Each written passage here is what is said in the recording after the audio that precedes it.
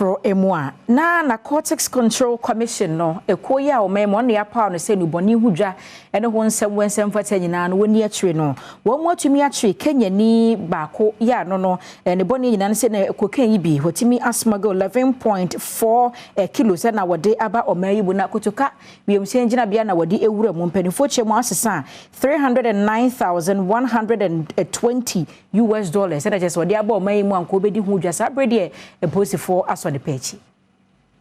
Injiri Mary enyemfie aduasanum na bra wosifri South African Airways flight ifi Nairobi eba Accra hanom na nakok mpanyinfo ekire no ewo arrival hall honom bra wonom ehwehwe ne niamemu no wonom ehunu Simora food packages a enumu na no wode se nuboni ahye nsembisa wodi nkan ebisa no wodi tumu se na sai nubone no ewo ne bag ni mu na wonom eto aso aye nhwehwemu biom ewieye no ene wo kire no nuboni a wonom egiye no wonom ede akọ Ghana Standards Authority a wokọ akoye nhwehwemu ya ne nyina mu no wonom ede awrai akoto a police fo okukumu a wotwen ama waye nhwehwemu na wiese be ode ne bekọ akogina emrani na kokọ enam sa akonya so ehye omanfo nyina abose wonom bekoso aye adwumaden se be ya manfo de nuboni ebewura oman mu no obetu wonom nyina ase afasa akonya so ekai manfo nyina ase obehunu se enubone ewo wo ho ewa abra emre bia emmo wo ho ban no Narcotic Control Commission Act 2020 no etia